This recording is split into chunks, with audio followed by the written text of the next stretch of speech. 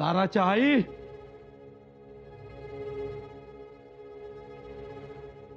व ताराच्या आई, आम्ही निघालो बरं का? झाली तयारी निघायची? होय, आता रायगडापातूर जाऊन माघारी यायचं. उन्हाच्या आत पोचलेलं बरं, गोडी बेंडाळत नाहीत. आमासनी पण यायचं होतं हो. वंसना भेटायचं होतं. पर आता या धामधुमीत नग. अहो तुमची धामधूम कधी नसते. एक झालं की दुसरं, दुसरं झालं की तिसरं. आता स्वराज्याचा शिपाई मानल्यावर धामधुमीशिवाय दुसरं काय आहे का? पण एवढं महाराज गेलं, काय निरोप नाही, सांगावा नाही. वंसनच्या जवळ कोणी नात्या होत्याचं नाही. भाच्याबाची परिस्थिती काय झाली असेल हो? कवळा पोर त्यो कसं सहन केलं असेल भाच्याबांनी? ताराच्या आई, तुम्हाला एका भाच्याला भेटून चालायचं नाही बरं का? पन्हाळ्यावर मी दुसऱ्या भाच्याला भेटायला जाय पाहिजे. होय तर शंभूराज तिकडं त्यांची काय तरा झाली असेल. समजाच अवघड होऊन बसलंय. मला तर काय सुधरणच झालंय. ताई साहेबांनी कसं सहन केलं असेल ते एका देवाला ठाऊक. आणि आमचं प्रधान मंडळ ते तर भांबवूनच गेलं असेल. म्हणून जाऊन येतो. एकदा गाठ भेट घेतली का म्यान निर्धास. शिवाय समदेशनी बोलून पुढचं धोरण ठरवावं लागेल. ती जबाबदारी आता मोठी तुमच्यावर. तर स्वराज्याला धोका निर्माण होऊ नये म्हणून आता लवकरात लवकर तळबीळ सोडायला पाहिजे. फौजत भरम पडायच्या अगोदर एक मोहीम करायची म्हणतो. येतो. मी काय म्हणत होते, गडावर गेल्यावर महाराजांचं दर्शन घ्याल ना हो? तर त्यांच्या समाधी स्थळावर जाणारच की.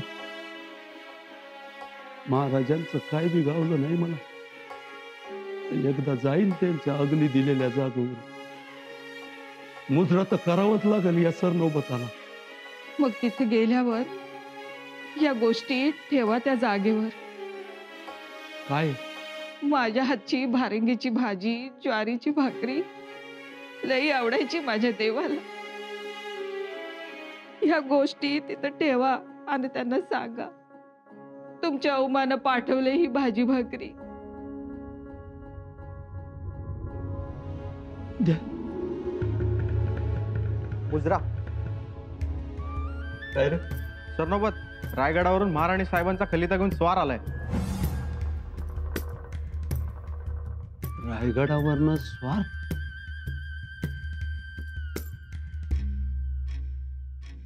खलिता हंबीररावांना मिळाला असणार आहे वाना.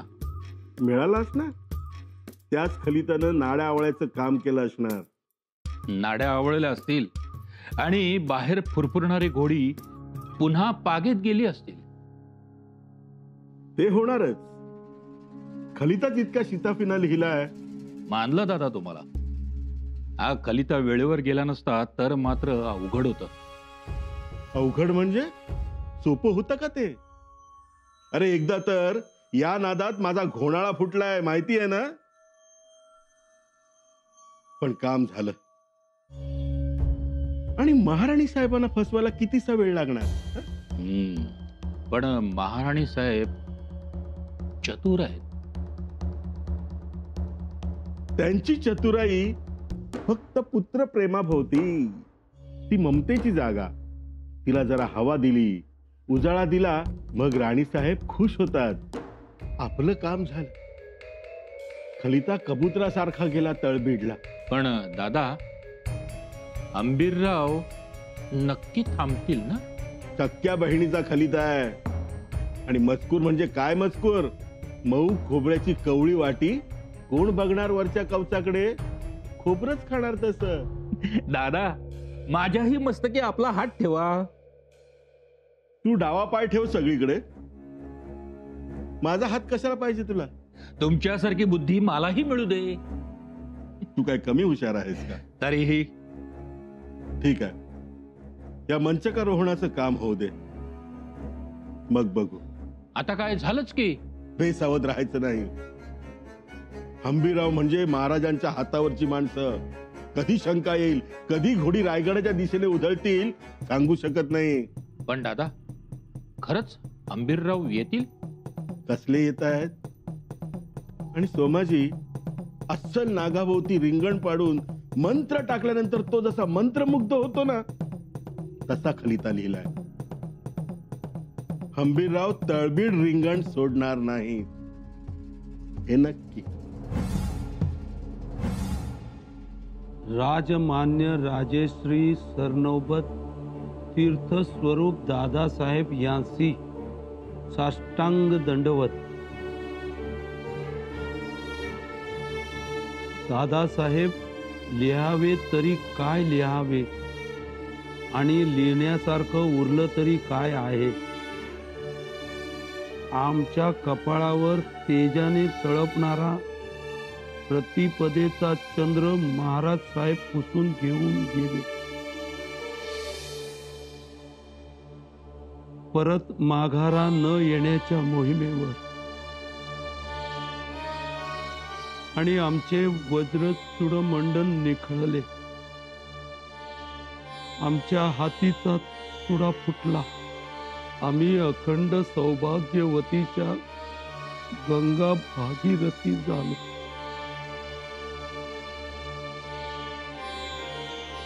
आता काय करावे? मार्ग खुंटले, उपाय सरले. महाराज निघून गेले. आम्ही अराजकाच्या भयाने दरवाजे बंद केलेत. पण माहिती आहे तुम्ही बाहेर होतात. तुमच्या समशेरी बाहेर होत्या. कोणास कळवले नाही, भान राहिले नाही. आता हळूहळू कळवतो आहोत, सावरतो आहोत. आम्हाला चिंता वाटते ती गडापेक्षा गडाबाहेरची, स्वराज्याची. त्यामुळे आता गडावर येण्याची तसदी न घेता आपण दौलतीत भराऱ्या माराव्यात. तळबीड वरून रयतेला विश्वास द्यावा. सांगावे की महाराज गेले तरी युवराज आहेत. ते रयतेचं रक्षण करण्यास समर्थ आहेत. भय ते रयतेचं रक्षण करतील याबद्दल आम्हास ती खात्रीच आहे.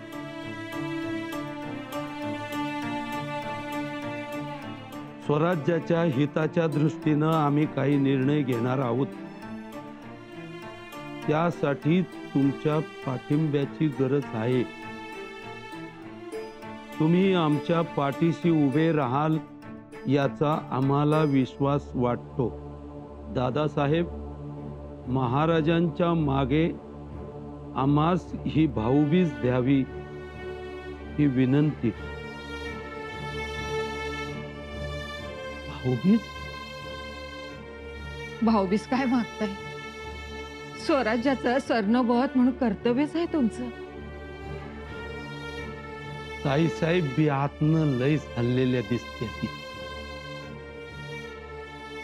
रयतेची बी किती काळजी करतात बघा. स्वार खोळंबलाय. काय उत्तर द्याल त्याच्याजवळ? उत्तर काय द्यायचं? स्वराज्याच्या हितासाठी ताईसाहेब जो निर्णय घेत्याल त्याच्या मागे यो खंबीरपणे आंबीर उभा राहणार आहे नेहमीच. एक लक्षात ठेवा, जो खंबीर तो हंबीर.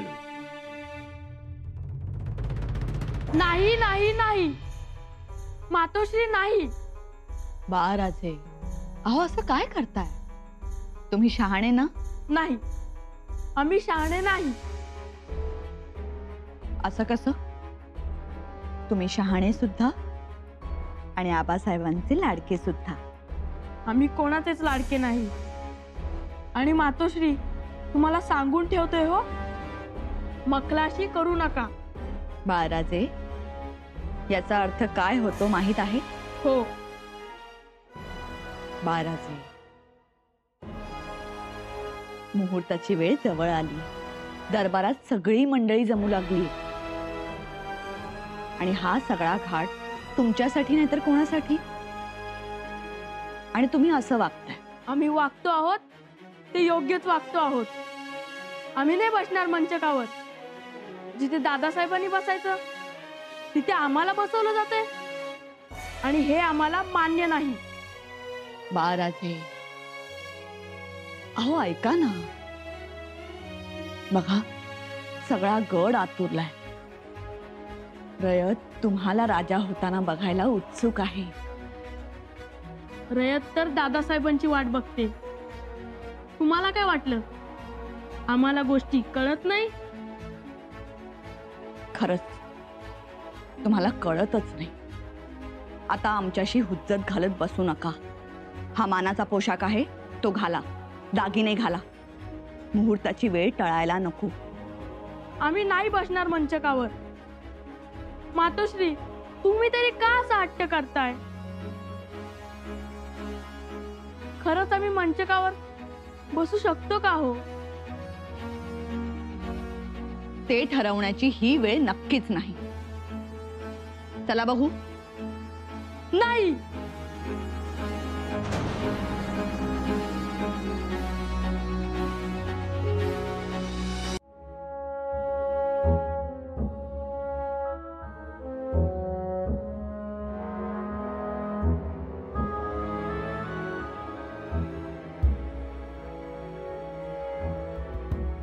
काय झालं? बाळराजे चिडलेत? हो, मंचकावर बसायचं नाही म्हणताय. हं? नाही बसायचं तर नको बसू दे. हा बाळराजे, नका बसू. त्यात काय? पण ह्या माळा, हा पोशाख यांचा असा अपमान करू नका. हा पोशाख उद्याच्या छत्रपतींचा आहे. ही आभूषणे, ही माळ, ही छत्रपतींच्या गळ्यातली आहे. तेव्हा पुन्हा असा अविवेक दाखवू नका. आम्ही नाही म्हणतोय ना, मग का आग्रह धरला जातोय? महाराणी साहेब, माफी असावी, पण तुम्ही आग्रह धरू नका. कसं आहे, प्रत्येक मातेच्या पोटी महाराज शिवरायांसारखा पुत्र जन्माला येईल असं नाही ना. म्हणजे बघा ना, वयाच्या 10व्या वर्षी आऊसाहेब त्यांना चला म्हणाल्या. सगळे सुख सोडून, वडिलांचा लढीवाळ सहवास सोडून ते पुण्याला आले. आऊसाहेबांनी सांगितलं, नांगर धरा. महाराजांनी नांगर धरला. आऊसाहेबांनी सांगितलं, स्वराज्य स्थापन करा. महाराजांनी स्वराज्य स्थापन केले. आऊसाहेब म्हणाल्या, अफजल खानाला मारा. महाराजांनी मारले. गोर गरिबांना सुख द्या, दिले. आऊसाहेब म्हणाल्या, सरते शेवटी सिंहासनावर बसा. महाराज सिंहासनावर जाऊन बसले. पण आमचे बाळराजे कुठे बसतायत? महाराज तरी कुठे लगेच हो म्हणाले होते. आधी त्यांचा नकारच होता, पण नंतर हो म्हणाले. शेवटी महाराजांचेच पुत्र. आधी नकार देतील, मग तयार होतील. होतील म्हणजे? अहो, तेही महाराजांसारखे आईच्या आज्ञेत राहणारे आहेत. काय बाळराजे, ऐकाल ना बाळराजे? हो, आम्ही तयार आहोत. बघा, असा राजा हवा होता, आज्ञेत राहणारा. म्हणजे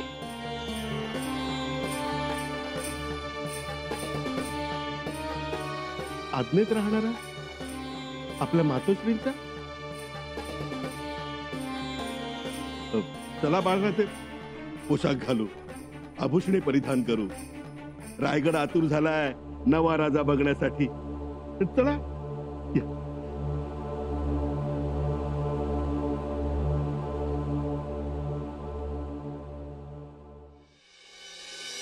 धोका नाही असं म्हणू नका कविराज. उलट यापुढं धोका आणखी वाढत जाणार. परंतु आपण जनार्दन पंतांना अटक केली आहे. नाही कविराज, जनार्दन पंतांना अटक करून आपल्या हाती फार काही लागणार नाही. कारण त्यांचा बोलवता धनी रायगडावर आहे. कोण? एक नाही, अनेक आहे. पण या सगळ्याचा म्होरक्या असणार अनाजीपंत सुरनीस. कविराज, हे जे काही दिसतंय ना ते सगळं वरवरच आहे. याच्या मागे फार मोठा कट असणार. अलबत, नक्कीच मोठा कट असणार. आणि या कटाची सुरुवात होते आबासाहेबांच्या आजारपणापासून. आबासाहेब रायगडावर रामनवमी साजरी करतात आणि त्याच दिवशी आजारी पडतात. आणि हनुमान जयंतीला आमचे आबासाहेब आम्हाला सोडून जातात. पण आम्हाला कळवलं जात नाही, आम्हाला त्याची साधी खबर सुद्धा लागू दिली जात नाही. उलट गडाचे दरवाजे बंद केले जातात. असं असतानाही अनाजीपंत कारवारवरून आणि मोरोपंत नाशिकवरून रायगडाला पोहोचतात. पण आम्ही पन्हाळ्यावरून रायगडाला पोहोचणार नाही याची खबरदारी घेतली जाते.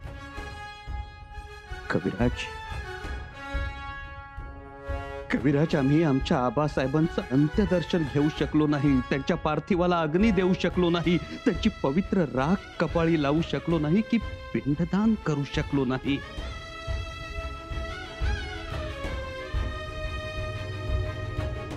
आणि काही दिवसातच खलिता येतो आम्हाला नजरकैद करण्याचा. युवराज. नाही कविराज, या कटाची खोली मोठी, व्याप्ती मोठी. या कटात एक नाही, अनेक माणसं असणार, मोठमोठी माणसं.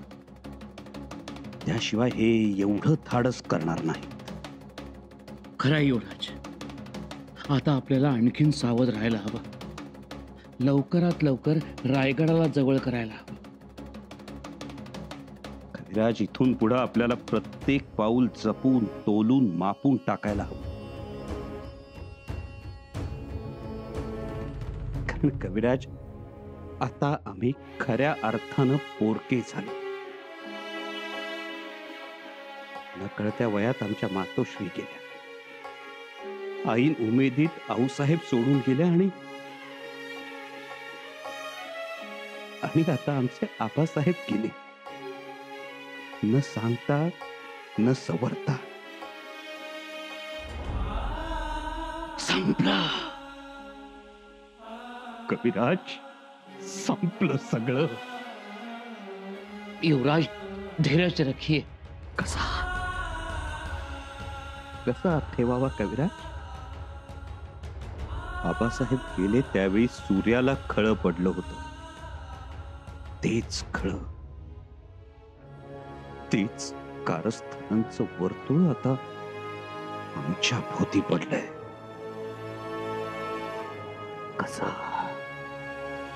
कसं भेदावं लागणार युवराज. आणि त्याकरता लवकरात लवकर रायगडाकडे प्रस्थान करावं लागेल. धर्मशास्त्राप्रमाणे राजाचं सिंहासन फार काळ रिकामं ठेवता येत नाही.